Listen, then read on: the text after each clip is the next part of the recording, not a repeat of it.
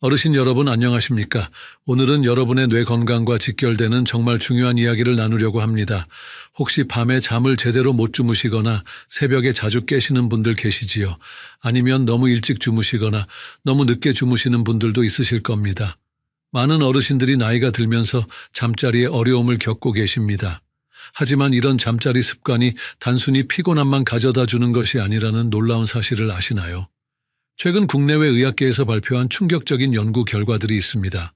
우리가 언제 잠들고 얼마나 오래 자는지가 뇌 건강과 직접적으로 연결되어 있다는 것입니다.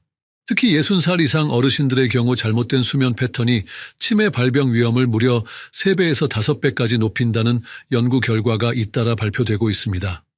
이는 단순한 상관관계가 아니라 명확한 인과관계라는 것이 과학적으로 입증되었습니다. 더욱 놀라운 것은 특정 시간대에 잠드는 것이 뇌에 독이 된다는 사실입니다. 새벽 2시 이후에 잠드는 어르신들의 뇌에서는 치매를 일으키는 독성 단백질이 정상적인 수면 패턴을 가진 어르신들보다 2배 이상 많이 축적된다는 연구 결과가 나왔습니다. 반대로 올바른 시간에 충분히 주무시는 어르신들은 같은 나이대에 비해 인지기능이 월등히 우수하다는 것도 밝혀졌습니다. 저는 오늘 여러분께 이 위험한 수면 시간대가 정확히 언제인지, 왜 이렇게 위험한지, 그리고 어떻게 하면 뇌를 보호하는 올바른 잠자리 습관을 만들 수 있는지 과학적 근거와 함께 자세히 말씀드리겠습니다. 또한 실제 사례들을 통해 잘못된 수면 습관이 가져온 안타까운 결과와 올바른 수면 습관으로 건강을 되찾은 감동적인 이야기도 들려드리겠습니다. 이 영상을 끝까지 보시면 여러분의 소중한 뇌 건강을 지키는 구체적이고 실용적인 방법들을 얻으실 수 있을 것입니다. 특히 오늘 밤부터 당장 실천할 수 있는 간단하면서도 효과적인 방법들을 단계별로 알려드릴 예정입니다. 하지만 먼저 중요한 말씀을 드려야 할 것이 있습니다. 오늘 제가 전해드리는 모든 내용은 의학적 조언이 아닌 건강 정보 제공 목적입니다.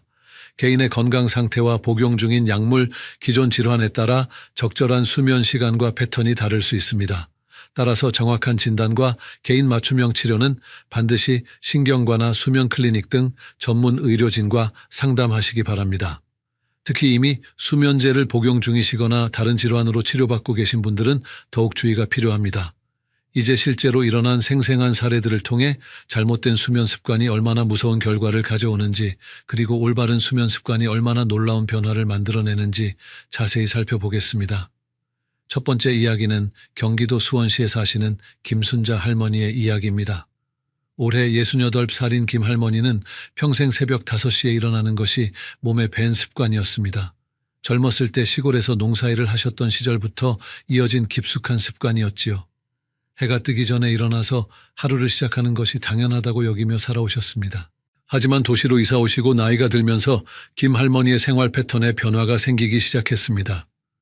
농사일을 그만두신 후에도 새벽 5시에 일어나는 습관은 그대로였지만 밤에 잠드는 시간은 점점 늦어졌습니다.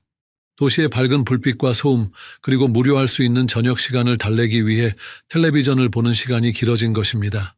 김 할머니의 하루는 이렇게 흘러갔습니다. 저녁 6시에 식사를 마치시고 설거지를 끝내면 7시쯤 됩니다. 그 후 소파에 앉아서 드라마나 뉴스를 보시기 시작합니다. 처음에는 집중해서 보시지만 저녁 9시쯤 되면 은은한 졸음이 찾아옵니다. 소파가 편안해서 그냥 그 자리에서 2시간 정도 깜빡 주무시곤 했습니다. 밤 11시쯤 되어서야 소파에서 잠이 깨어 침실로 들어가십니다. 하지만 이미 저녁에 2시간이나 낮잠을 자셨기 때문에 침대에 누워도 잠이 오지 않습니다. 천장을 바라보며 이런저런 생각을 하다가 시계를 보면 자정이 넘어 있습니다. 그래도 잠이 오지 않아 다시 거실로 나와서 텔레비전을 켜시거나 휴대폰을 만지작거리시곤 했습니다. 결국 김 할머니는 새벽 1시에서 2시 사이에야 겨우 잠들 수 있었습니다. 그리고 어김없이 새벽 5시에 눈이 떠집니다. 계산해보면 실제 수면 시간은 고작 3시간에서 4시간 뿐이었습니다. 김 할머니는 이런 패턴의 생활을 무려 3년 동안 반복하셨습니다. 처음에는 그저 나이가 들어서 잠이 적어졌나 보다 생각하셨습니다. 주변 어르신들도 모두 비슷하게 사시니까 자신만의 문제가 아니라고 여기셨습니다. 낮에 피곤하시긴 했지만 그것도 나이 탓이라고 생각하며 크게 신경 쓰지 않으셨습니다. 가끔 오후에 졸린 것도 당연한 일이라고 여기셨지요. 하지만 서서히 변화가 시작되었습니다. 김 할머니는 점점 기억력에 문제가 생기기 시작했습니다. 처음에는 아주 사소한 것들이었습니다. 방금 전에 뭘 하려고 했는지 깜빡하는 정도였습니다. 냉장고 문을 열고서 뭘 꺼내려고 했는지 기억이 나지 않아 한참을 서 있는 일이 생겼습니다. 가스레인지에 물을 올려놓고 깜빡해서 물이 다 끓어 넘치고 냄비가 타는 일도 자주 발생했습니다. 가족들은 처음에는 단순한 건망증이라고 생각했습니다. 워낙 성격이 급하신 할머니셨기 때문에 성격 탓이라고 여겼습니다. 하지만 김 할머니의 상태는 점점 더 심해졌습니다. 며느리의 이름을 잊어버리는 일이 생겼고 자주 가던 동네 마트에서 길을 잃어버려서 경찰서에 신고가 들어간 적도 있었습니다. 더욱 심각한 것은 성격의 변화였습니다. 평소 온화하셨던 김 할머니가 사소한 일에도 짜증을 내시고 가족들을 의심하시기 시작했습니다. 자신의 물건을 누군가 숨겼다고 하시거나 돈을 훔쳐갔다고 의심하시는 일이 잦아졌습니다. 가족들은 이런 변화가 너무 갑작스럽고 심해서 결국 병원에 모시고 가기로 결정했습니다. 신경과에서 정밀 검사를 받은 결과는 충격적이었습니다. 초기 치매 진단을 받으신 것입니다. 의사 선생님께서는 김 할머니의 일상생활 패턴을 아주 자세히 물어보셨습니다. 식사 시간, 운동 습관, 사회활동, 그리고 특히 수면 패턴에 대해서 꼼꼼히 확인하셨습니다. 의사 선생님께서는 김 할머니의 수면 패턴에 심각한 문제가 있다고 지적하셨습니다. 너무 적은 수면 시간과 불규칙한 수면 리듬, 그리고 특히 새벽 늦은 시간에 잠드는 습관이 뇌 건강에 치명적인 영향을 미쳤다는 것이었습니다. 뇌가 독소를 제거하고 기억을 정리하는 중요한 시간대에 깨어 있었기 때문에 뇌 기능이 급격히 저하되었다고 설명해 주셨습니다. 다행히 아직 초기 단계였기 때문에 적극적인 치료와 생활 습관 개선으로 진행을 늦출 수 있다고 하셨습니다. 김 할머니는 의사 선생님의 조언에 따라 즉시 수면 습관을 바꾸기 시작했습니다. 가족들도 할머니를 적극적으로 도와드렸습니다. 먼저 저녁 시간대 낮잠을 완전히 끊었습니다. 아무리 졸리셔도 소파에서 주무시지 않도록 가족들이 번갈아 가며 대화를 나누거나 함께 산책을 나갔습니다. 그리고 밤 9시 30분에는 반드시 침실로 들어가셔서 독서나 명상을 하시도록 했습니다. 텔레비전과 휴대폰은 밤 9시 이후에는 아예 사용하지 않기로 했습니다. 처음 일주일은 정말 힘들었습니다. 김 할머니는 밤에 잠이 오지 않아서 뒤척이시며 힘들어하셨습니다. 하지만 가족들의 격려와 의지력으로 꾸준히 새로운 패턴을 유지하셨습니다. 2주일째부터 조금씩 변화가 보이기 시작했습니다. 밤 10시쯤에는 자연스럽게 잠이 오기 시작했고 아침 6시에 깨어나는 규칙적인 패턴이 자리 잡았습니다. 놀랍게도 석 달이 지나자 김 할머니의 기억력이 눈에 띄게 회복되기 시작했습니다. 물론 완전히 원래대로 돌아온 것은 아니지만 일상생활에서 깜빡하는 일이 현저히 줄어들었습니다. 며느리 이름을 다시 기억하시게 되었고 가족들과의 대화도 훨씬 자연스러워졌습니다. 성격도 예전의 온화함을 되찾으셨고 집 근처 산책도 혼자서 할 수 있게 되었습니다. 현재 김 할머니는 치매 진행을 억제하는 약물 치료와 함께 올바른 수면 습관을 꾸준히 유지하고 계십니다. 의사 선생님께서는 만약 수면 습관을 바꾸지 않았다면 치매가 급속도로 진행되었을 것이라고 말씀하셨습니다. 조기 발견과 적극적인 생활 습관 개선이 김 할머니의 뇌를 구해낸 것입니다. 이제 두 번째 이야기를 들려드리겠습니다. 이번에는 안타깝게도 좋지 않은 결과를 가져온 경우입니다. 부산 해운대구에 사시는 박철수 할아버지 이야기입니다.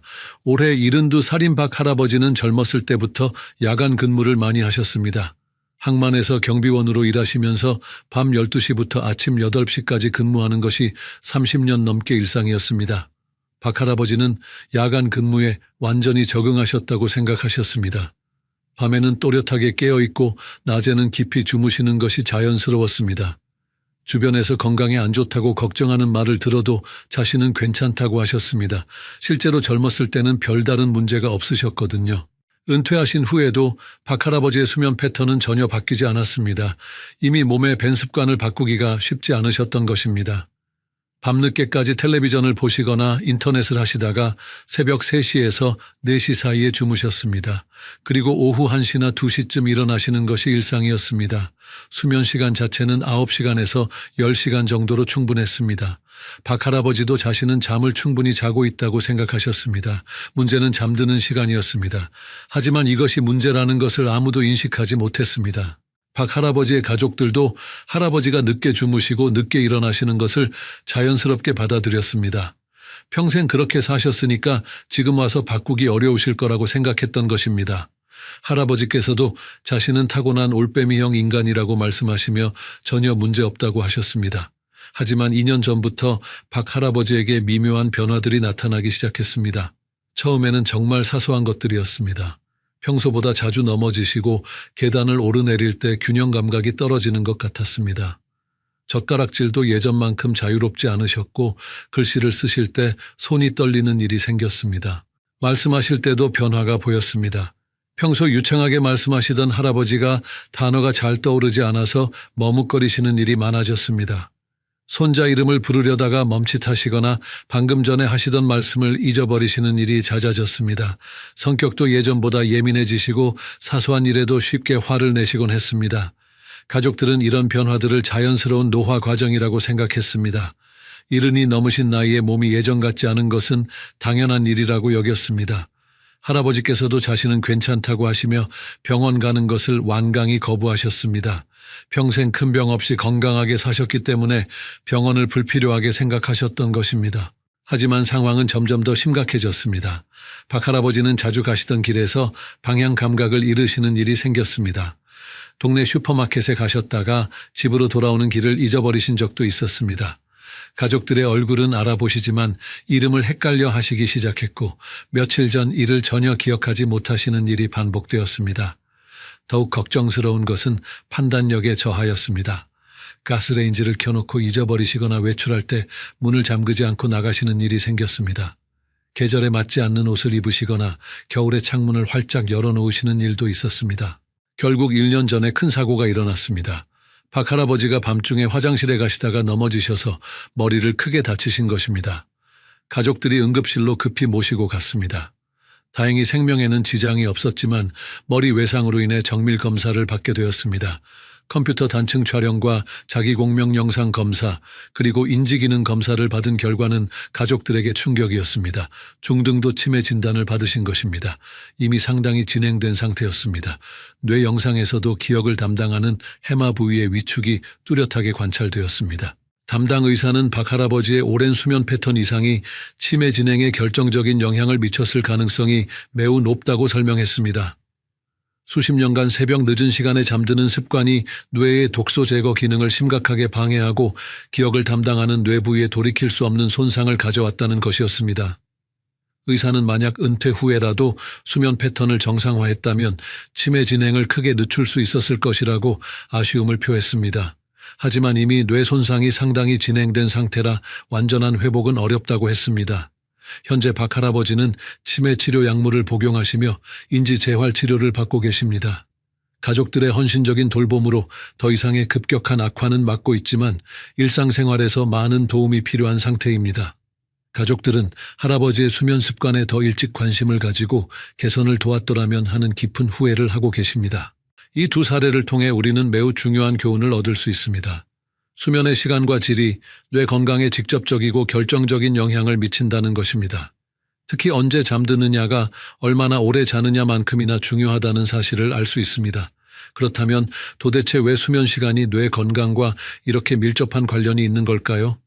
이를 이해하기 위해서는 우리 뇌가 잠을 자는 동안 어떤 일들을 하는지 알아야 합니다. 우리 뇌는 깨어있는 동안 엄청난 양의 정보를 처리하고 에너지를 소모합니다. 이 과정에서 뇌세포들 사이사이에는 여러 가지 노폐물과 독성 물질들이 쌓이게 됩니다. 마치 공장에서 생산 활동을 하고 나면 쓰레기가 쌓이는 것과 같은 원리입니다. 이런 독성 물질 중에서 가장 문제가 되는 것이 아밀로이드 베타 단백질과 타우 단백질입니다. 이 두 물질은 알츠하이머 치매의 직접적인 원인이 되는 것으로 알려져 있습니다. 아밀로이드 베타는 뇌세포 바깥쪽에 쌓여서 노인반이라는 덩어리를 만들고 타우 단백질은 뇌세포 안쪽에 쌓여서 신경섬유 다발을 형성합니다. 건강한 뇌에서는 이런 독성 물질들이 잠을 자는 동안 효율적으로 제거됩니다. 이 청소 작업을 담당하는 것이 글림파틱 시스템이라는 뇌의 청소 시스템입니다. 이 시스템은 뇌척수액을 이용해서 뇌 전체를 씻어내는 역할을 합니다. 글림파틱 시스템이 가장 활발하게 작동하는 시간은 밤 10시부터 새벽 2시 사이입니다. 이 시간대를 뇌 청소의 골든타임이라고 부르기도 합니다. 이 시간에 깊은 잠에 들어야 글림파틱 시스템이 최대한의 효율로 작동할 수 있습니다. 만약 이 골든타임에 잠들지 못하고 깨어 있다면 어떻게 될까요? 뇌 청소가 제대로 이루어지지 않아서 독성 물질들이 계속 쌓이게 됩니다. 하루 이틀이면 문제 없지만 이런 상태가 몇 달 몇 년씩 지속되면 뇌에 치명적인 손상이 누적됩니다. 특히 기억을 담당하는 해마라는 뇌 부위는 이런 독소에 매우 취약합니다. 해마는 새로운 기억을 만들고 저장하는 핵심적인 역할을 하는데 독소가 쌓이면 해마의 신경세포들이 손상되기 시작합니다. 이것이 바로 기억력 저하의 시작입니다. 또한 깊은 잠을 자는 동안 우리 뇌는 하루 동안 학습한 내용들을 정리하고 장기 기억으로 저장하는 작업을 합니다. 이 과정을 기억 공고화라고 부릅니다. 수면이 부족하거나 질이 나쁘면 이 과정이 제대로 이루어지지 않아 새로운 것을 배우거나 기억하는 능력이 떨어지게 됩니다. 이런 과학적 사실들을 뒷받침하는 연구 결과들도 속속 발표되고 있습니다. 2023년 서울대학교 의과대학에서 발표한 대규모 연구에 따르면 밤 11시 이후에 잠드는 60살 이상 어르신들의 치매 위험도가 밤 10시 이전에 잠드는 어르신들보다 2.8배 높다고 했습니다. 이 연구는 전국 3만 5천 명의 어르신을 10년간 추적 관찰한 대규모 연구로 매우 신뢰도가 높습니다. 또한 수면 시간과 관련된 중요한 발견도 있었습니다. 수면 시간이 6시간 미만인 경우 치매 위험도가 2.3배 증가하고 반대로 9시간을 초과하는 경우에도 1.7배 증가한다는 결과가 나왔습니다. 즉, 너무 적게 자거나 너무 많이 자는 것 모두 뇌 건강에 해롭다는 것입니다. 미국 하버드 의과대학의 2022년 연구에서도 비슷한 결과가 나왔습니다. 새벽 2시 이후에 잠드는 노인들의 뇌에서 치매 원인 물질인 아밀로이드 베타 축적량이 정상적인 수면 패턴을 가진 노인들보다 37%나 많았다고 발표했습니다. 이는 양전자 방출 단층 촬영을 이용해서 직접 뇌 속의 아밀로이드 베타를 측정한 결과입니다. 국내 연구도 주목할 만합니다. 2024년 연세대학교 의과대학에서 전국 노인 2만 3천 명을 대상으로 한 연구에서 오후 9시에서 10시 사이에 잠자리에 드는 어르신들의 인지 기능이 가장 우수했다고 발표했습니다. 특히 기억력, 주의 집중력, 판단력 모든 영역에서 뛰어난 결과를 보였습니다. 일본 도쿄대학의 2023년 연구에서는 더욱 구체적인 수치를 제시했습니다. 밤 10시 이전에 잠드는 70대 노인들의 뇌 나이가 실제 나이보다 평균 5.3세 젊게 나타났다고 했습니다. 반면 새벽 1시 이후에 잠드는 노인들의 뇌 나이는 실제 나이보다 7.8세나 더 늙어 보였습니다. 영국 옥스퍼드 대학의 최근 연구에서는 수면 패턴과 뇌 크기의 관계도 밝혀졌습니다. 불규칙한 수면 패턴을 가진 노인들의 뇌에서 기억을 담당하는 해마의 크기가 정상 수면 패턴을 가진 노인들보다 평균 12% 작았다는 것입니다. 그렇다면 이제 구체적인 해결책을 알아보겠습니다. 오늘 밤부터 당장 실천할 수 있는 방법들을 단계별로 말씀드리겠습니다. 첫 번째 해결책은 올바른 잠자리 시간을 정하고 지키는 것입니다. 가장 이상적인 잠드는 시간은 밤 9시 30분에서 10시 30분 사이입니다. 이 시간에 잠자리에 들어서 6시간에서 8시간 정도 주무시는 것이 뇌 건강에 가장 좋습니다. 하지만 갑자기 시간을 바꾸면 적응하기 어려우시므로 단계적으로 접근하셔야 합니다. 현재 새벽 1시에 주무신다면 일주일 동안은 밤 12시 45분에 잠자리에 드세요. 그 다음 주에는 12시 30분, 그 다음 주에는 12시 15분, 이런 식으로 매주 15분씩 앞당기시면 됩니다. 이렇게 하면 한 달 안에 밤 10시 30분에 잠들 수 있게 됩니다. 처음에는 잠이 오지 않아서 힘들 수 있지만 절대 포기하지 마시고 꾸준히 실천하시기 바랍니다. 잠이 오지 않더라도 침대에 누워서 눈을 감고 있으시면 뇌가 점차 적응하게 됩니다. 잠자리에 들기 1시간 전부터는 모든 전자기기를 끄셔야 합니다. 텔레비전, 스마트폰, 태블릿에서 나오는 블루라이트가 수면 호르몬인 멜라토닌 분비를 방해하기 때문입니다. 멜라토닌은 우리 몸에 잠잘 시간이 되었다는 신호를 보내는 중요한 호르몬입니다. 대신 잠자리 준비 시간에는 가벼운 독서를 하시거나 명상, 기도를 하시는 것이 좋습니다. 따뜻한 물로 족욕을 하시거나 가벼운 스트레칭을 하시는 것도 수면에 도움이 됩니다. 복식 호흡을 하시면서 하루의 스트레스를 풀어주시는 것도 좋은 방법입니다. 두 번째 해결책은 낮잠 시간을 철저히 조절하는 것입니다. 낮잠 자체를 완전히 끊을 필요는 없지만 시간과 길이를 엄격하게 관리해야 합니다. 낮잠은 오후 1시에서 3시 사이에 최대 30분 이내로만 주무시는 것이 원칙입니다. 오후 4시 이후의 낮잠은 절대 피하셔야 합니다. 늦은 오후나 저녁 시간의 낮잠은 밤잠에 치명적인 영향을 주기 때문입니다. 아무리 졸리셔도 참으시고 대신 가벼운 산책이나 스트레칭을 하셔서 몸을 깨워주시기 바랍니다. 낮잠을 주무실 때도 주의사항이 있습니다. 침실이 아닌 거실 소파나 안락의자에서 주무시는 것이 좋습니다. 완전히 누워서 깊이 주무시면 밤잠에 방해가 되기 때문입니다. 또한 낮잠 전에 커피를 한 잔 드시는 것도 좋은 방법입니다. 카페인이 효과를 나타내는데 30분 정도 걸리므로 낮잠에서 깰 때쯤 각성 효과가 나타나서 개운하게 일어날 수 있습니다. 낮잠 후에는 반드시 가벼운 활동을 하셔야 합니다. 바로 다시 앉아서 쉬시면 계속 졸린 상태가 지속됩니다. 짧은 산책이나 집안일, 간단한 운동을 하셔서 몸과 마음을 완전히 깨워주시기 바랍니다. 세 번째 해결책은 수면 환경을 최적화하는 것입니다. 좋은 잠자리 환경을 만드는 것은 수면의 질을 높이는 데 매우 중요합니다. 먼저 침실 온도는 18도에서 20도 사이로 유지하시는 것이 이상적입니다. 너무 덥거나 추우면 깊은 잠을 잘 수 없습니다. 습도도 중요합니다. 50에서 60% 정도가 적당합니다. 너무 건조하면 목이 마르고 코가 막혀서 잠을 설치게 됩니다. 반대로 너무 습하면 끈적거려서 불쾌감을 느낄 수 있습니다. 겨울철에는 가습기를 사용하시고 여름철에는 제습 기능을 활용하시기 바랍니다. 침실은 가능한 한 어둡게 만드셔야 합니다. 작은 전자기기의 불빛도 수면에 방해가 되므로 완전히 차단하시는 것이 좋습니다. 디지털 시계의 불빛, 에어컨 표시 등 충전기 불빛 등 모든 빛을 차단하세요.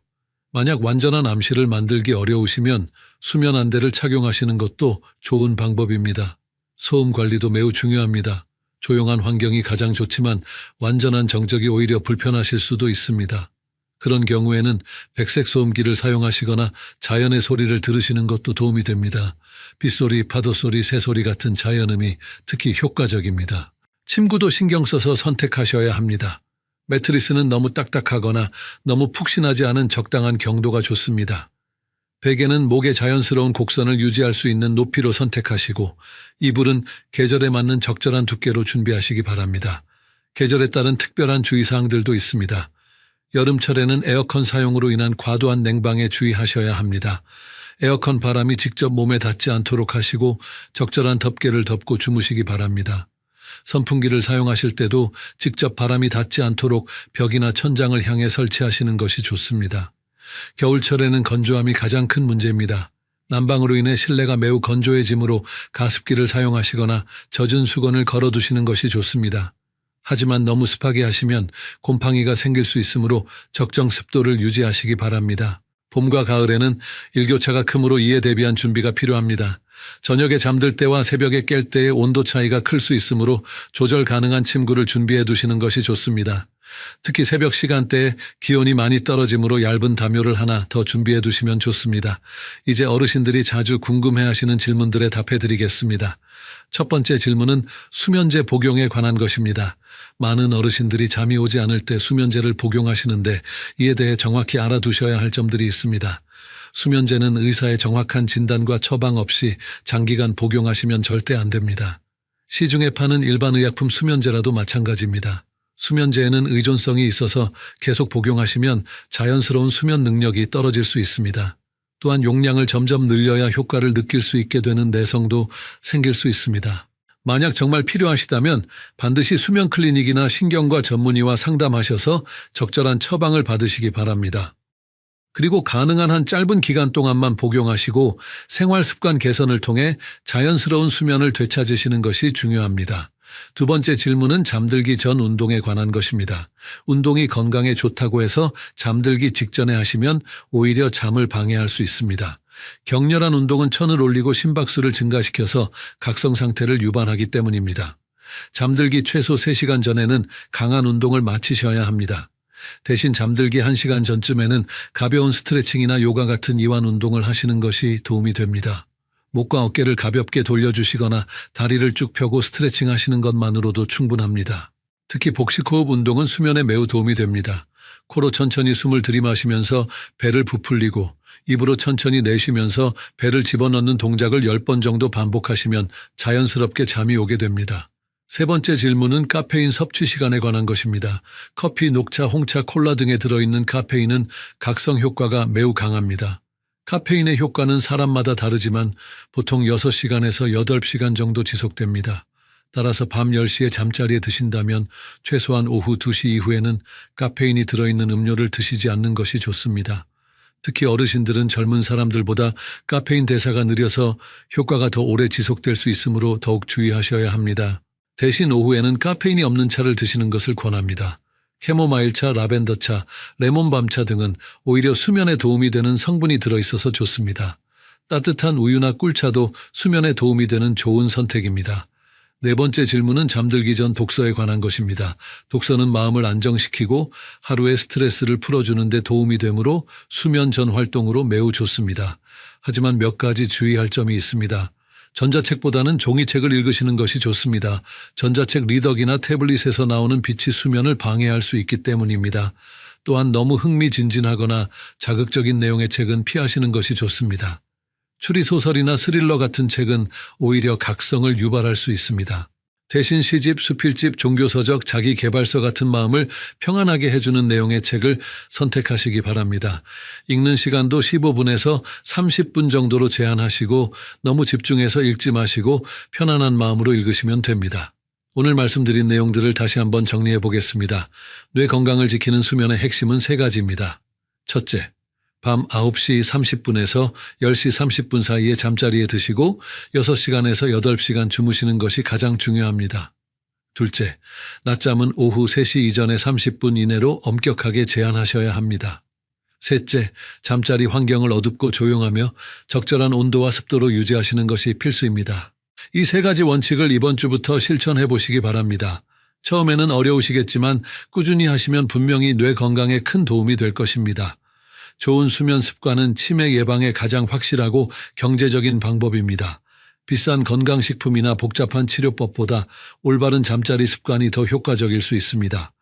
여러분의 소중한 뇌 건강을 지키기 위해 오늘 밤부터 당장 시작해 보시기 바랍니다. 가족들에게도 이 정보를 공유하셔서 함께 건강한 수면 습관을 만들어 가시면 더욱 좋겠습니다. 다음 주에는 뇌 건강을 지키는 식습관에 대해 자세히 말씀드리겠습니다. 어떤 음식이 뇌에 독이 되고 어떤 음식이 뇌를 보호하는지, 그리고 치매 예방에 효과적인 식단을 어떻게 구성할지에 대한 구체적인 정보를 전해드릴 예정입니다. 지금 구독 버튼과 좋아요 버튼을 눌러주시면 더 유용한 건강 정보를 계속 받아보실 수 있습니다. 마지막으로 다시 한번 강조해서 말씀드리지만 오늘 제가 전해드린 모든 내용은 일반적인 건강 정보 제공 목적이며 의학적 조언은 아닙니다. 개인의 건강 상태와 상황에 따라 적절한 방법이 다를 수 있으니 구체적인 치료나 관리에 대해서는 반드시 전문 의료진과 상담하시기 바랍니다. 어르신 여러분, 오늘도 건강하게 하루를 보내고 계신가요? 식사 후에 어떤 일을 하고 계시는지 한번 떠올려 보세요. 혹시 밥을 먹고 바로 산책을 나가거나 바로 눕지는 않으셨나요? 아니면 식사 후에 곧바로 과일을 드시거나 차를 마시지는 않으셨나요? 이런 평범해 보이는 습관들이 실제로는 우리 몸에 큰 해를 끼칠 수 있다는 사실을 알고 계신가요? 오늘 제가 여러분께 전해드릴 내용은 식후 30분 동안 절대로 해서는 안 되는 3가지에 관한 이야기입니다. 이 내용을 모르고 계속 잘못된 습관을 유지한다면 건강 수명이 10년 이상 단축될 수 있습니다.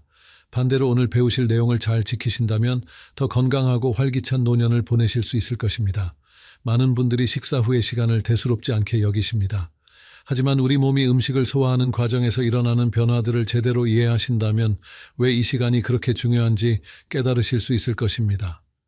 특히 60살이 넘으신 분들은 소화 기능이 젊었을 때보다 약해져 있기 때문에 더욱 주의가 필요합니다. 오늘 영상을 끝까지 보시면 식후 관리법을 완벽하게 터득하실 수 있을 것입니다. 또한 실제 사례를 통해 잘못된 습관이 어떤 결과를 가져오는지도 생생하게 확인하실 수 있습니다. 이 내용은 의학적 근거에 바탕을 둔 것이며 여러 연구 결과를 토대로 정리한 것입니다. 다만 이 영상의 내용은 일반적인 건강 정보 제공 목적이며 개인의 구체적인 의료 상담을 대신할 수는 없습니다.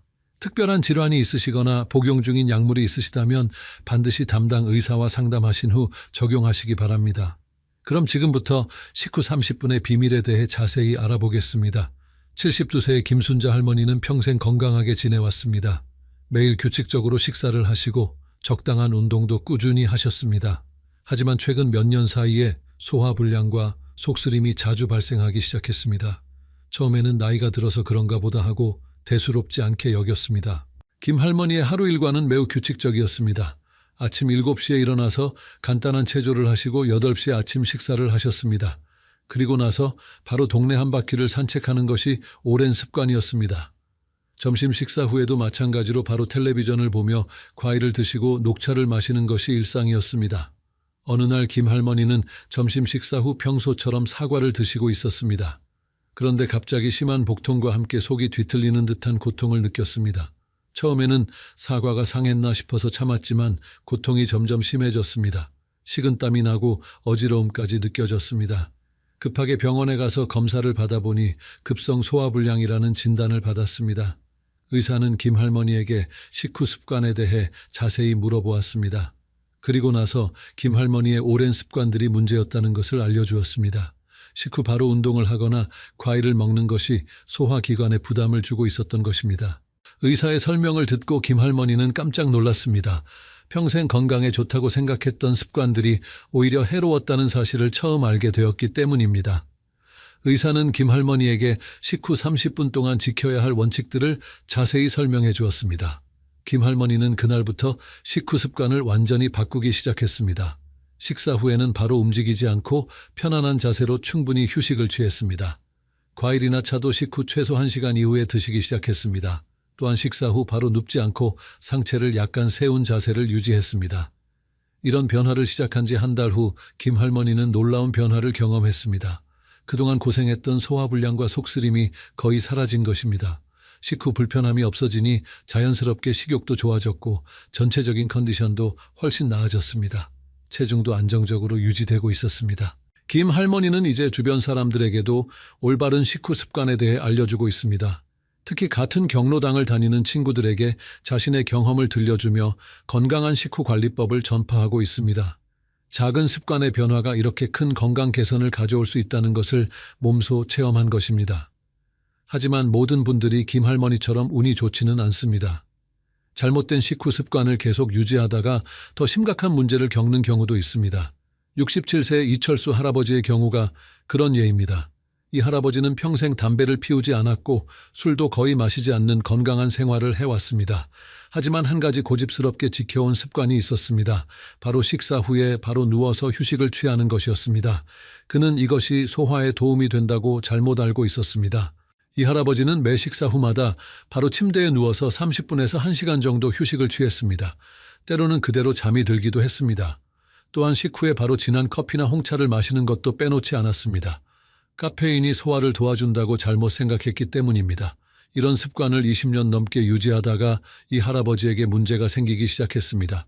처음에는 가벼운 역류성 식도염 증상이 나타났습니다. 가슴이 쓰리고 신물이 올라오는 증상이었습니다. 하지만 대수롭지 않게 여기고 제산제만 복용하며 지냈습니다. 시간이 지나면서 증상은 점점 악화되었습니다. 음식을 삼키기 어려워지고 목에 이물감이 생겼습니다. 밤에 자다가 기침이 나서 잠을 설치는 일도 잦아졌습니다. 그제서야 병원에 가서 정밀 검사를 받아보았습니다. 검사 결과는 충격적이었습니다. 단순한 역류성 식도염이 아니라 식도의 염증이 심하게 진행된 상태였습니다. 의사는 이 할아버지의 잘못된 식후 습관이 주요 원인이라고 설명했습니다. 식후 바로 눕는 것과 카페인 섭취가 위산 역류를 지속적으로 유발했던 것입니다. 치료 과정은 길고 힘들었습니다. 약물 치료와 함께 생활 습관을 완전히 바꿔야 했습니다. 식후 최소 3시간은 눕지 않아야 했고 카페인 섭취도 크게 제한해야 했습니다. 또한 식사량도 조절하고 자극적인 음식은 피해야 했습니다. 이 할아버지의 경우처럼 잘못된 식후 습관이 만성화되면 되돌리기 어려운 건강 문제로 이어질 수 있습니다. 특히 고령자의 경우 회복 속도가 느리고 합병증 위험도 높기 때문에 더욱 주의가 필요합니다. 예방이 최선의 치료라는 말이 여기에 딱 맞습니다. 식후 관리가 왜 이렇게 중요한지 우리 몸의 소화 과정을 통해 자세히 알아보겠습니다. 음식을 먹으면 우리 몸에서는 복잡하고 정교한 소화 과정이 시작됩니다.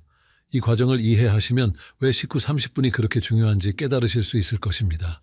음식이 입으로 들어오면 가장 먼저 침과 섞이면서 소화가 시작됩니다.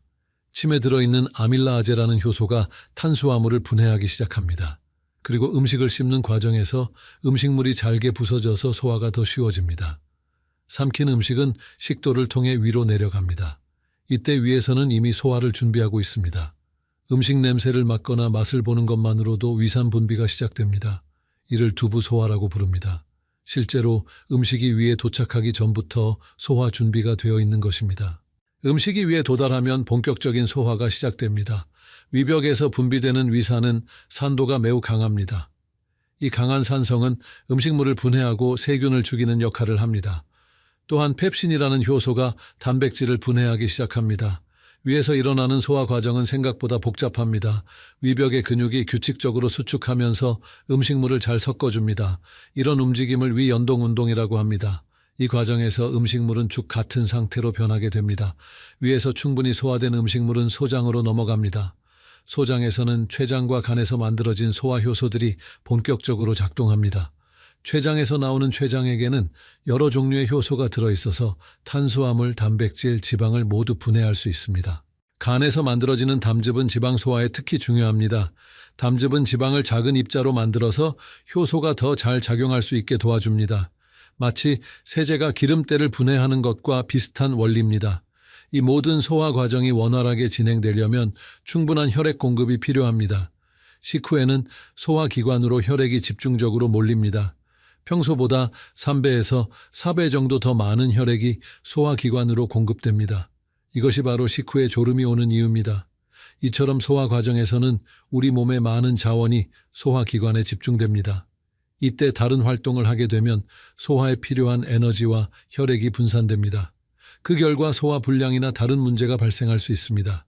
특히 고령자의 경우 소화 기능이 젊었을 때보다 약해져 있습니다. 위산 분비량이 줄어들고 소화 효소의 활성도도 떨어집니다. 또한 위와 장의 근육 활동도 둔해집니다. 따라서 젊었을 때는 문제없던 습관들이 나이가 들면서 문제가 될 수 있습니다. 이제 식후 30분 동안 절대 해서는 안 되는 3가지에 대해 구체적으로 알아보겠습니다. 첫 번째는 바로 격렬한 운동이나 빠른 걸음으로 걷는 것입니다. 많은 분들이 소화를 위해 식후 산책이 좋다고 알고 계시지만 이는 잘못된 상식입니다. 식후 바로 운동을 하면 소화에 필요한 혈액이 근육으로 분산됩니다. 소화기관은 혈액 공급이 부족해져서 제대로 기능하지 못하게 됩니다. 그 결과 음식물이 위에 오래 머물면서 소화불량을 일으킵니다. 또한 위산 역류나 복통을 유발할 수도 있습니다. 2019년 서울대학교 의과대학에서 발표한 연구에 따르면 식후 즉시 운동을 한 그룹은 그렇지 않은 그룹에 비해 소화시간이 평균 40분 더 길었습니다. 또한 소화불량 증상을 호소하는 비율도 3배 이상 높았습니다. 특히 빠른 걸음이나 조깅 같은 운동은 더욱 위험합니다. 몸이 위아래로 흔들리면서 위 속에 음식물이 역류할 수 있습니다. 이는 역류성 식도염의 직접적인 원인이 됩니다. 또한 횡격막의 움직임이 커지면서 위를 압박해서 소화를 방해합니다. 올바른 방법은 식후 최소 30분은 편안한 자세로 휴식을 취하는 것입니다. 그 후에 천천히 가벼운 산책을 시작하는 것이 좋습니다. 산책할 때도 빠르게 걷지 말고 평소 걷는 속도보다 느리게 걷는 것이 중요합니다. 이렇게 하면 소화를 돕는 동시에 혈당 조절에도 도움이 됩니다. 두 번째로 절대 해서는 안 되는 것은 식후 바로 과일을 먹거나 차를 마시는 것입니다. 많은 분들이 식후 후식으로 과일을 드시거나 소화를 돕기 위해 차를 마시십니다. 하지만 이는 오히려 소화를 방해하는 행동입니다. 과일에는 과당이라는 단순당이 많이 들어 있습니다. 이 과당은 다른 음식보다 빠르게 소화되어야 합니다. 그런데 위에 다른 음식물이 있으면 과일이 제때 소화되지 못하고 발효되기 시작합니다. 이 과정에서 가스가 발생하고 복부 팽만감이나 복통을 유발합니다. 또한 과일의 산성 성분이 위상과 만나면 위벽을 자극할 수 있습니다. 특히 감귤류나 신과일의 경우 이런 문제가 더 심하게 나타납니다. 2021년 대한소화계약회의 연구에 따르면 식후 즉시 과일을 섭취한 그룹에서 위장장애 발생률이 2배 이상 높았습니다. 차 역시 마찬가지 문제가 있습니다. 특히 녹차나 홍채에 들어있는 탄닌 성분은 철분 흡수를 방해합니다. 식사로 섭취한 철분이 제대로 흡수되지 못해서 빈혈의 원인이 될 수 있습니다. 또한 카페인 성분이 위산 분비를 자극해서 위벽을 손상시킬 수 있습니다. 올바른 방법은 과일이나 차를 식후 최소 1시간 이후에 섭취하는 것입니다. 이때쯤이면 위에 있던 음식물이 어느 정도 소장으로 넘어가서 과일이나 차에 부정적인 영향을 줄일 수 있습니다. 특히 당뇨병이 있으신 분들은 과일 섭취 시기를 더욱 주의 깊게 조절하셔야 합니다. 세 번째로 절대 해서는 안 되는 것은 식후 바로 눕거나 잠을 자는 것입니다. 식후에 졸음이 오는 것은 자연스러운 현상이지만 바로 누워서는 안 됩니다. 누운 자세에서는 중력의 도움을 받을 수 없어서 위산이 식도로 역류하기 쉽습니다. 위와 식도 사이에는 하부식도 괄약근이라는 근육이 있습니다. 이 근육이 위산이 식도로 올라가는 것을 막아줍니다. 하지만 누운 자세에서는 이 근육의 기능이 약해집니다. 또한 중력의 영향으로 위 속의 내용물이 식도 쪽으로 밀려올 수 있습니다. 식후 바로 눕는 습관을 오래 지속하면 만성 역류성 식도염으로 발전할 수 있습니다. 이는 식도 점막을 지속적으로 손상시켜서 심각한 합병증을 유발할 수 있습니다. 2018년 국립암센터의 연구에 따르면 만성 역류성 식도염 환자의 80% 이상이 식후 바로 눕는 습관을 가지고 있었습니다. 또한 식후 바로 잠을 자면 수면의 질도 떨어집니다. 소화가 진행되면서 발생하는 열과 혈액순환 변화가 깊은 잠을 방해합니다. 그 결과 자주 깨게 되고 피로가 제대로 회복되지 않습니다. 올바른 방법은 식후 최소 2시간에서 3시간은 상체를 세운 자세를 유지하는 것입니다. 소파에 앉아 있거나 의자에 앉아 있는 것이 좋습니다.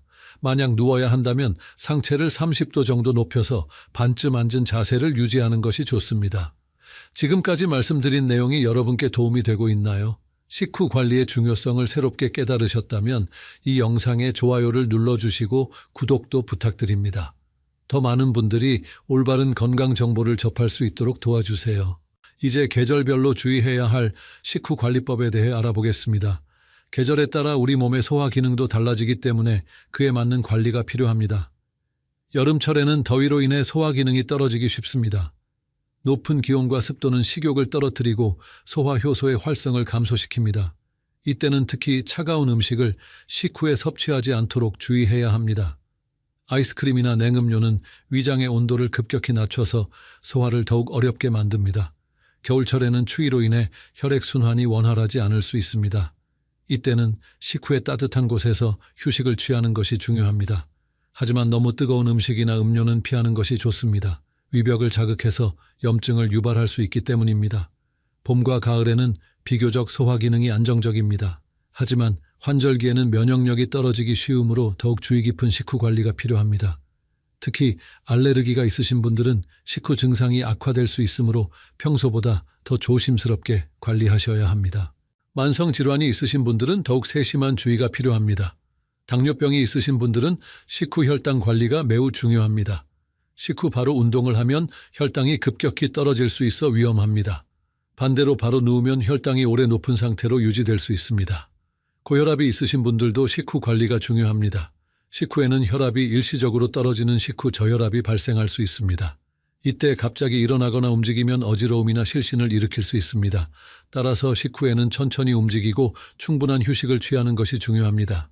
심장 질환이 있으신 분들은 식후 심장에 부담을 주지 않는 것이 중요합니다.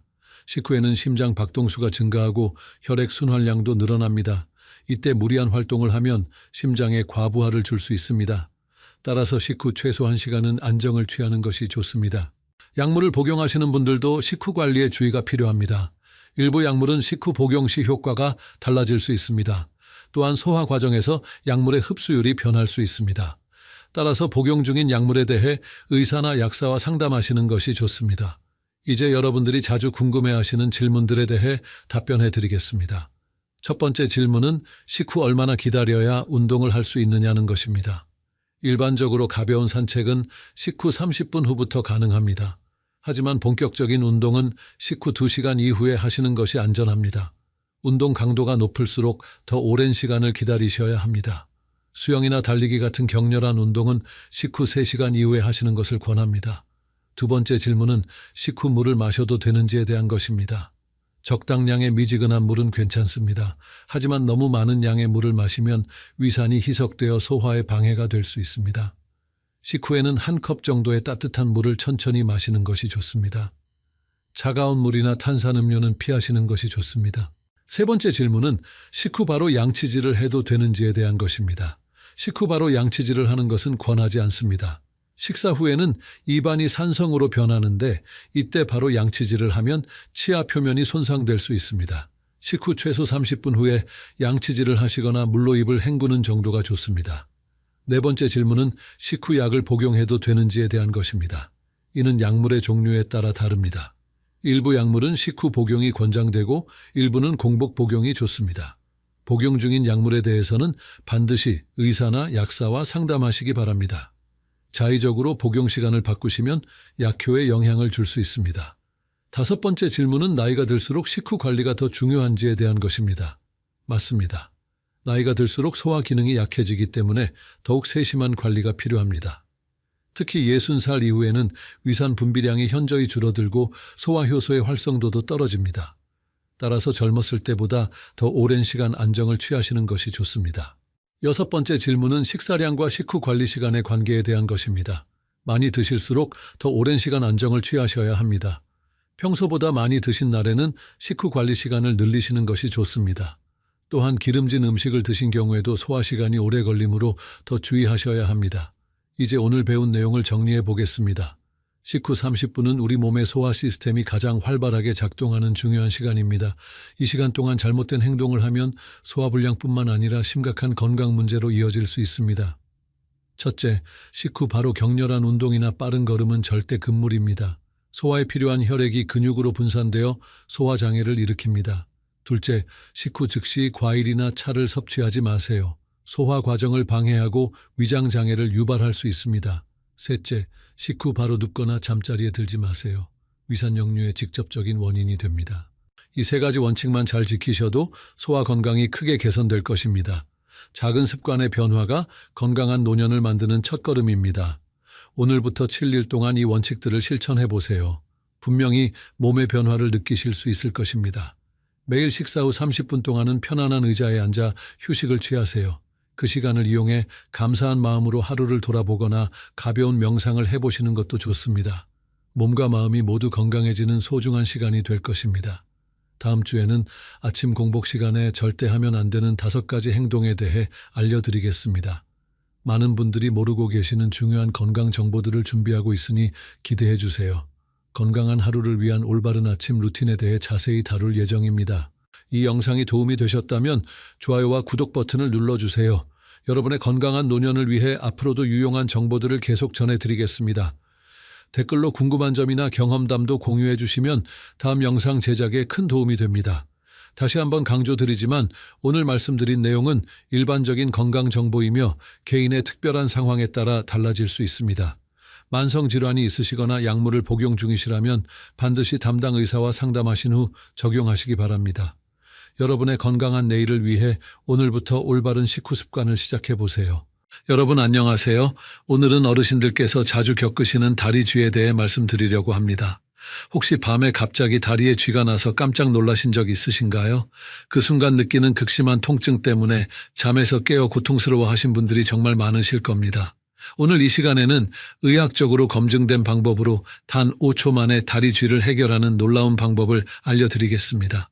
이 방법을 알고 계시면 앞으로 다리 쥐 때문에 고생하는 일이 크게 줄어들 것입니다.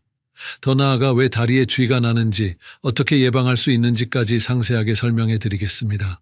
특히 60세 이상 어르신들은 근육량이 감소하고 혈액순환이 원활하지 않아 다리 쥐가 더 자주 발생합니다. 국내 한 연구에 따르면 70세 이상 어르신 중 85%가 다리 쥐를 경험한다고 합니다. 이런 불편함을 겪고 계신 분들께 정말 도움이 될 것입니다.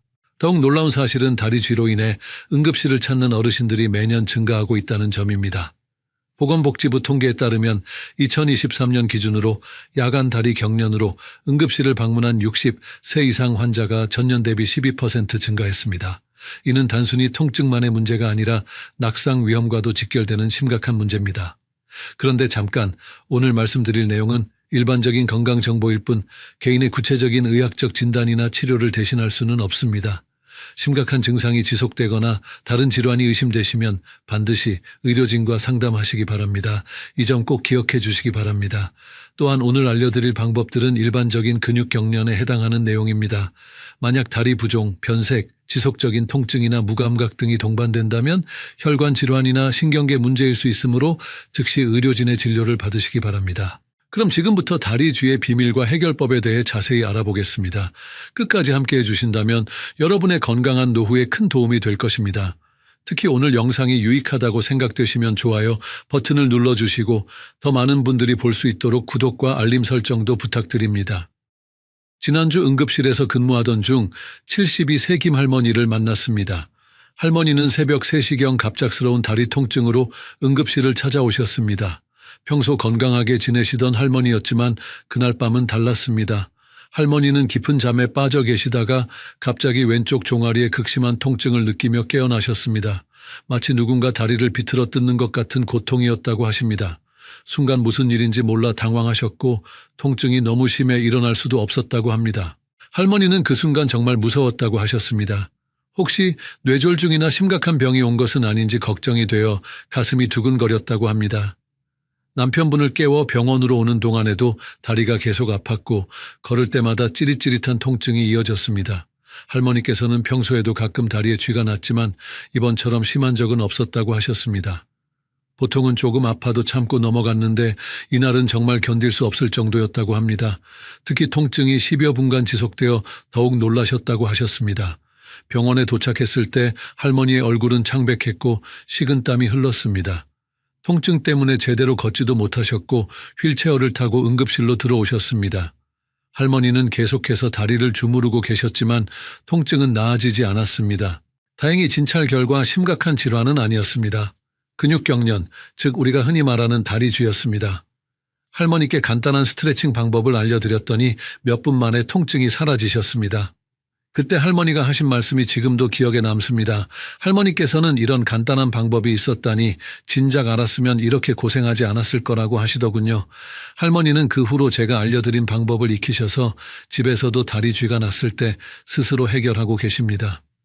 몇 달 후 외래로 오셨을 때도 훨씬 밝은 모습이셨습니다. 더 이상 밤중에 다리 쥐 때문에 고생하지 않으신다고 기뻐하셨습니다. 할머니께서는 이후 주변 이웃들에게도 이 방법을 알려주셨다고 합니다. 같은 아파트에 사시는 할아버지, 할머니들도 모두 이 방법을 배워서 활용하고 계신다고 하셨습니다.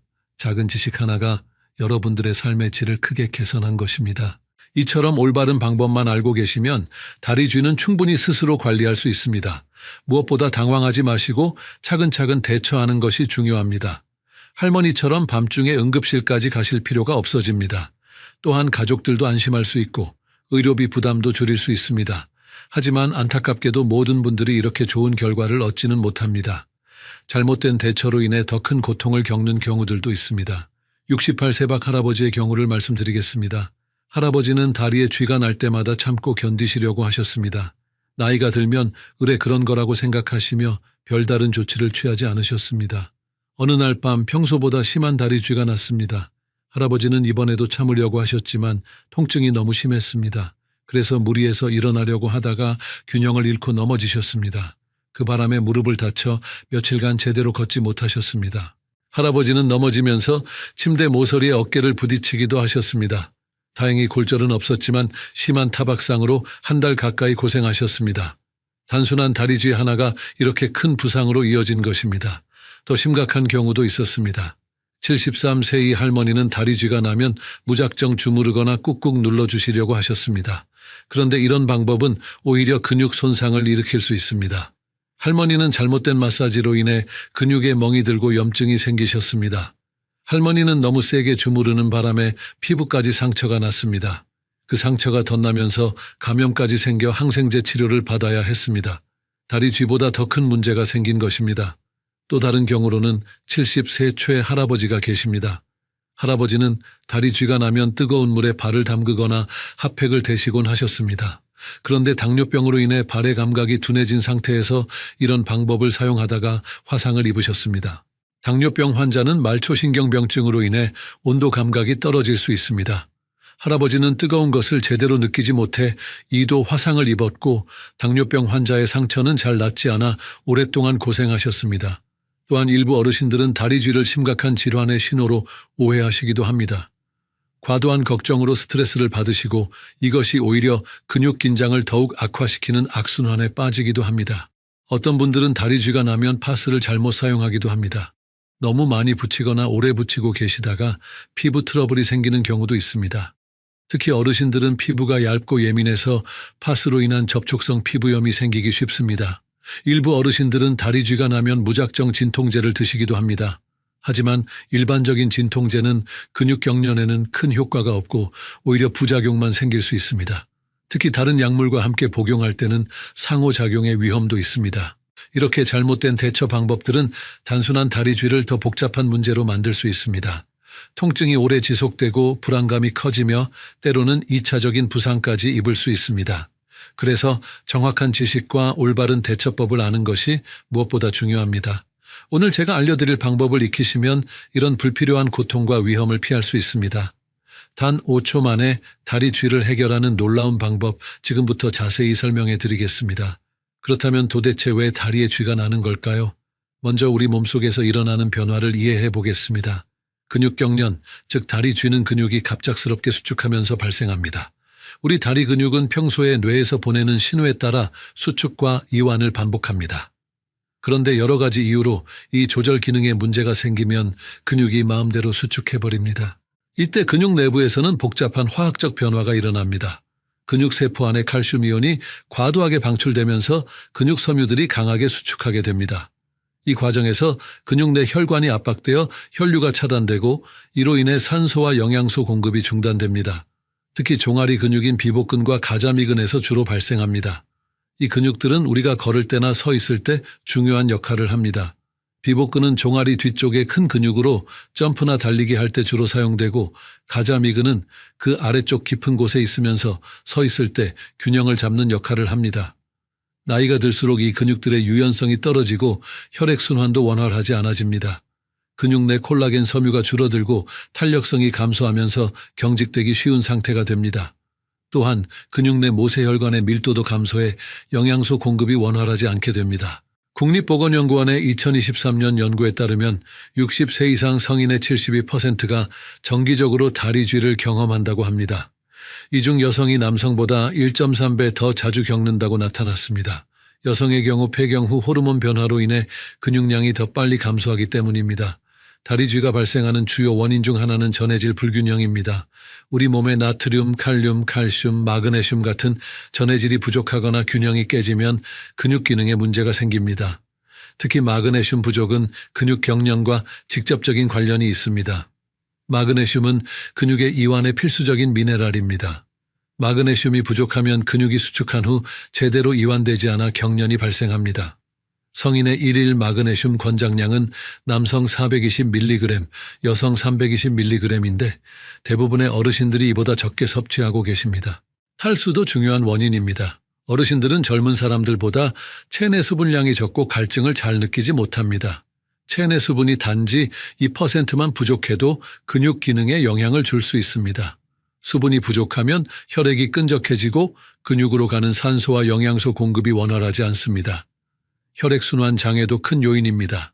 나이가 들면서 혈관의 탄력이 떨어지고 혈액순환이 느려집니다. 특히 다리는 심장에서 가장 멀리 떨어져 있어 혈액순환에 더 큰 영향을 받습니다. 서울대학교 의과대학의 연구에서는 하지 혈액순환 장애가 있는 환자의 91%가 야간 다리 경련을 경험한다고 발표했습니다. 근육 피로와 과사용도 원인이 됩니다. 평소보다 많이 걸었거나 서 있었던 날에 다리 쥐가 더 자주 발생하는 이유입니다. 근육이 피곤할 때는 정상적인 수축과 이완 리듬이 깨지기 쉽습니다. 특히 오랫동안 같은 자세를 유지한 후 갑자기 움직일 때 쥐가 나기 쉽습니다. 약물 부작용으로 인한 경우도 있습니다. 이뇨제, 혈압약, 콜레스테롤 약 등 어르신들이 복용하시는 여러 약물들이 전해질 균형에 영향을 줄 수 있습니다. 특히 티아지드계 이뇨제는 칼륨과 마그네슘 배출을 증가시켜 다리 쥐 발생률을 높입니다. 하지만 이런 경우에도 절대 임의로 약물을 중단하시면 안 됩니다. 당뇨병이나 갑상선 질환, 신장 질환 등의 기저질환도 다리 쥐 발생에 영향을 줍니다. 당뇨병은 말초신경병증을 일으켜 근육 조절 능력을 떨어뜨리고 갑상선 기능 저하증은 근육 대사를 늦춰 경련을 유발할 수 있습니다. 신장 질환은 전해질 균형을 깨뜨려 근육 기능에 문제를 일으킵니다. 정맥류나 하지정맥 부전도 다리 쥐와 관련이 있습니다. 정맥의 판막 기능이 약해지면 혈액이 심장으로 돌아가지 못하고 다리에 정체되어 부종과 함께 근육 경련을 유발할 수 있습니다. 이제 다리 쥐가 왜 주로 밤에 발생하는지 알아보겠습니다. 잠들 때 우리 몸의 혈액순환은 느려지고 근육으로 가는 혈류량도 줄어듭니다. 또한 하루 종일 활동한 근육의 피로가 누적된 상태이기도 합니다. 잠자는 자세도 영향을 줍니다.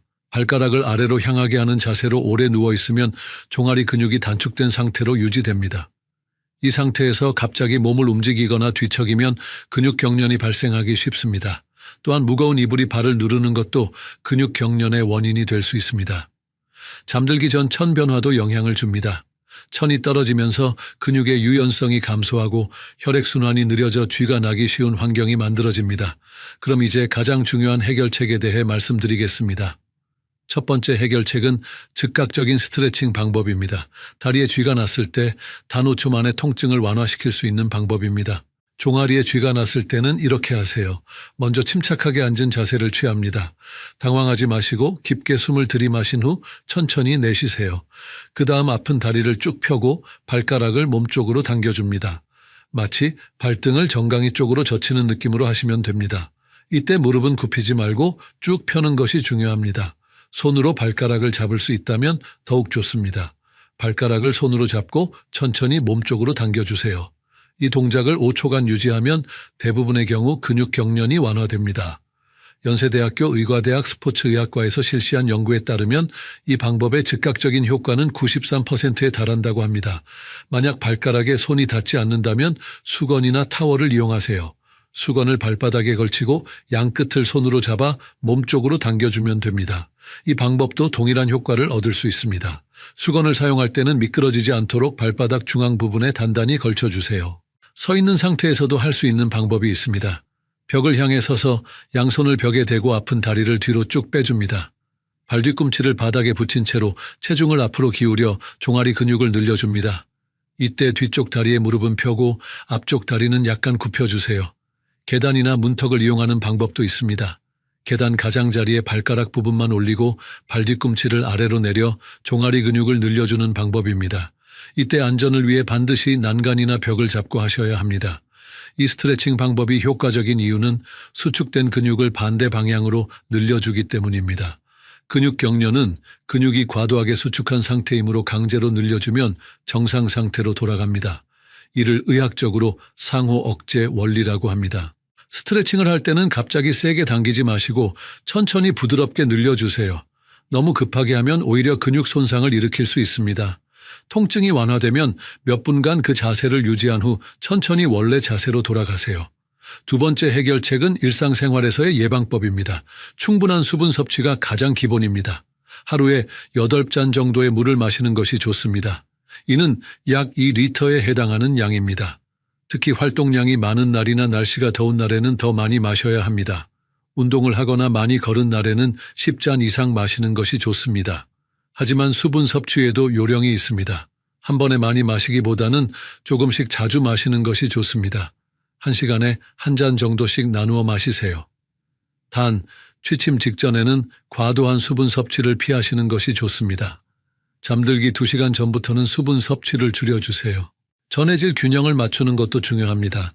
바나나, 오렌지, 시금치, 견과류 등 칼륨과 마그네슘이 풍부한 음식을 드세요. 바나나 한 개에는 약 400mg의 칼륨이 들어있고 아몬드 한 줌에는 약 80mg의 마그네슘이 포함되어 있습니다. 특히 마그네슘은 근육 이완에 직접적인 도움이 됩니다. 하루 마그네슘 권장량은 성인 남성 420mg, 여성 320mg입니다. 마그네슘이 풍부한 음식으로는 시금치, 아몬드, 캐슈넛, 다크초콜릿, 아보카도 등이 있습니다.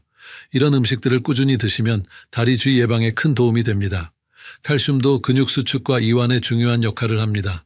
하루 칼슘 권장량은 성인 기준 700mg에서 1000mg입니다. 우유, 치즈, 요구르트 같은 유제품과 멸치, 김, 브로콜리 등의 칼슘이 풍부합니다. 하지만 칼슘만 많이 드시면 안 되고 마그네슘과 함께 균형 있게 섭취하셔야 합니다. 규칙적인 운동도 도움이 됩니다. 가벼운 산책이나 수영, 스트레칭 등이 좋습니다. 운동은 근육을 강화하고 혈액순환을 개선해 다리쥐 예방에 효과적입니다.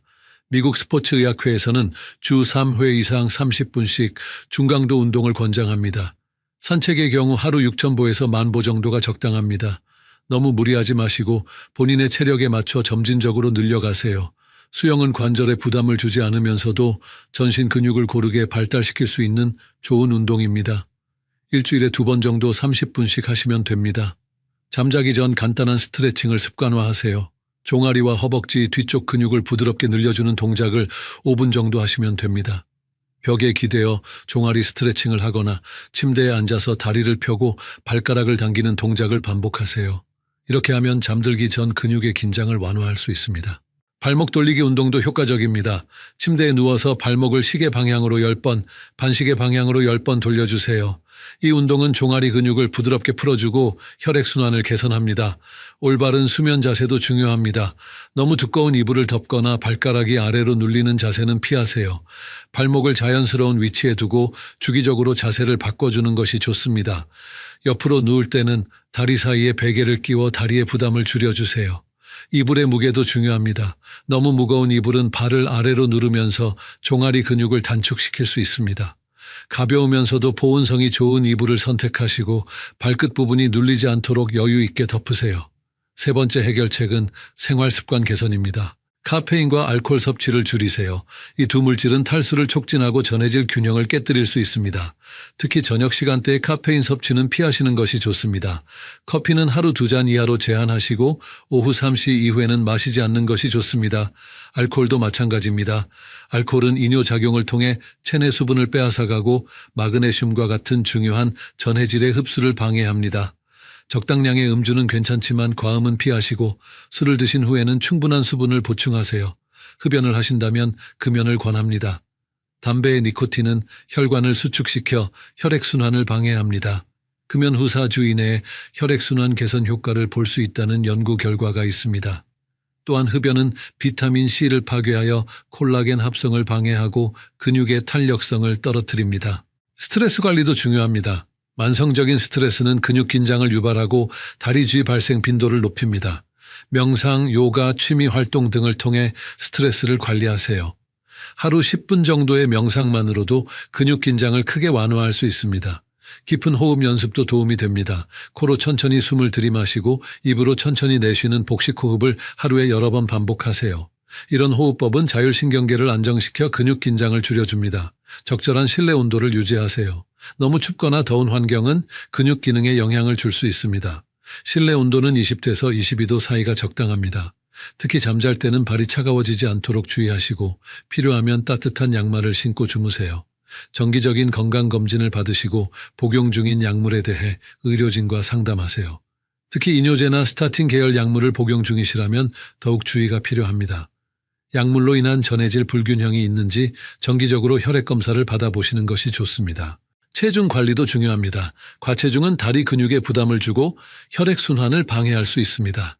적정 체중을 유지하기 위해 균형 잡힌 식단과 규칙적인 운동을 하시기 바랍니다. 이제 계절별 주의사항에 대해 말씀드리겠습니다. 여름철에는 더위로 인한 탈수와 과도한 에어컨 사용에 주의하세요. 에어컨 바람이 직접 다리에 닿지 않도록 하고 시원한 실내에서 갑자기 더운 곳으로 나갈 때는 몸을 천천히 적응시키세요. 여름철 다리 주위 발생률은 다른 계절보다 30% 높다는 연구 결과가 있습니다. 여름에는 땀으로 인한 전해질 손실이 많습니다. 특히 나트륨과 칼륨이 많이 빠져나가므로 이를 보충해 주는 것이 중요합니다. 운동음료를 마시거나 소금을 조금 넣은 물을 드시는 것도 도움이 됩니다. 하지만 고혈압이 있으신 분들은 염분 섭취에 주의하세요. 겨울철에는 추위로 인한 근육 경직에 주의하세요. 충분히 몸을 따뜻하게 하고 실내 온도를 적절히 유지하세요. 특히 잠자리에서 다리가 차가워지지 않도록 보온에 신경 쓰세요. 겨울철에는 실내 습도도 중요합니다. 너무 건조하면 탈수가 쉽게 일어날 수 있으므로 가습기를 사용하거나 젖은 수건을 걸어두세요. 겨울철 실내 난방으로 인한 탈수도 주의해야 합니다. 난방을 하면 실내가 건조해져 무의식적으로 수분이 손실됩니다. 평소보다 물을 더 많이 마시고 실내 습도를 50에서 60%로 유지하세요. 봄과 가을에는 일교차가 큰 날씨에 대비하세요. 기온 변화에 따라 옷차림을 조절하고 실내외 온도 차이에 몸이 적응할 수 있도록 하세요. 특히 봄철에는 꽃가루나 미세먼지로 인해 실내 활동이 늘어나는데 이때 운동 부족으로 인한 근육 위축에 주의하세요. 가을철에는 기온이 떨어지면서 혈액순환이 느려지기 시작합니다. 이때부터 다리 보온에 신경 쓰시고 따뜻한 차를 마시거나 족욕을 하는 것도 도움이 됩니다. 질환별 주의사항도 알아보겠습니다. 당뇨병이 있으신 분들은 혈당 관리가 특히 중요합니다.